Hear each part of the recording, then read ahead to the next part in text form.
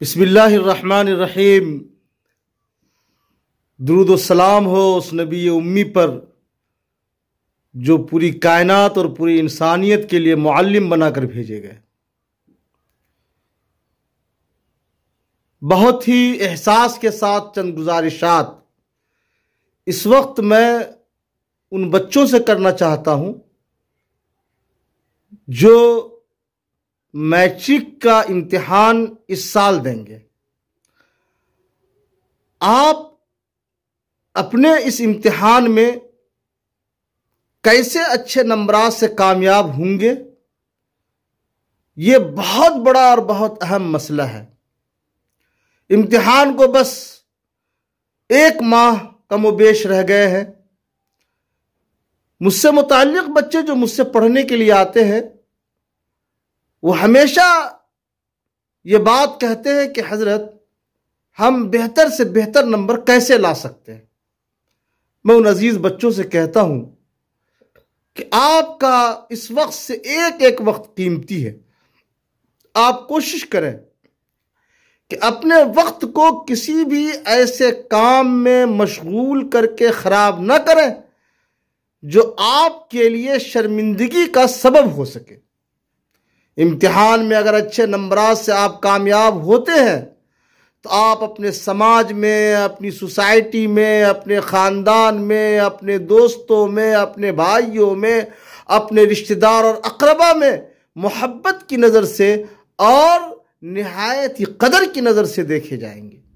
और अगर आपने अपने इम्तिहान में अच्छे नंबरात से कामयाबी हासिल नहीं की तो कोई भी आपको घास डालने वाला नहीं हो सकता। आप कैसे अच्छे नंबरात से कामयाब होंगे, मैं तो चंद बातें आपसे बताना चाहूँगा।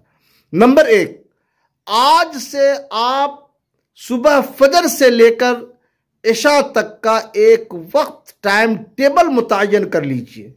मसलन फजर से कबल हमें 1 घंटा पाबंदी के साथ पढ़ना है। उस 1 घंटे में जो भी सब्जेक्ट आप पढ़ें उसको तय कर ले कि इस 1 घंटे में फला सब्जेक्ट मुझे पढ़ना है और उसी को पढ़ना है। फजर की नमाज के बाद आप मुख्तसर कुरान की तिलावत कीजिए और फिर पढ़ने के लिए बैठ जाइए। अगर आपने इस वक्त को सुबह के इन दोनों वक्तों को महफूज कर लिया और जिस सब्जेक्ट में आप मुतवज्जह होंगे इंशाअल्लाह ताला आपको उस सब्जेक्ट में ज़रूर कामयाबी हासिल होगी और अच्छे नंबरात से आप कामयाब होंगे। आप जब फारिग हो जाए अपनी ज़रूरतों से नाश्ता वाश्ता करें। नाश्ता करने के बाद 12 बजे दिन तक सेल्फ स्टडी के लिए आप बैठ जाइए और नंबर वार किताबों को पढ़िए। मसलन 1 घंटा हम मैथ पढ़ेंगे, 1 घंटा हम उर्दू पढ़ेंगे, 1 घंटा हम इंग्लिश पढ़ेंगे और सिलसिलावार पढ़िए।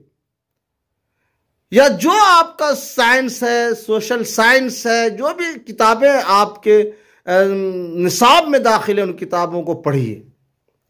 और फिर ज़ोहर की नमाज पढ़कर खाना वाना खाकर 1 घंटा आधा घंटा ज़रूर आराम कीजिए। आप जब थोड़ी देर कैलूला के बाद उठ जाने के बाद आप असर की नमाज से पहले 1 घंटा मुतय्यन करके कुछ पढ़िए। असर से मगरिब तक कुछ न पढ़िए। असर से मगरिब तक मुलाकातों में रखिए, दोस्तों से मिलने के लिए रखिए, खेलने कूदने के लिए रखिए। लेकिन जैसे ही मगरिब की आज़ान हो जाए, आप नमाज से फारिग हो जाए, मगरिब से लेकर इशा तक हमारे यहाँ 8 बजे जमात होती है। आप 5 मिनट पहले मस्जिद में जाएं, नमाज अदा करें और नमाज पढ़ने के बाद सीधे घर आए, खाना खाएं, थोड़ी देर चहलकदमी करें और फिर उसके बाद आप अपने बिस्तर पर जाकर सो जाएं।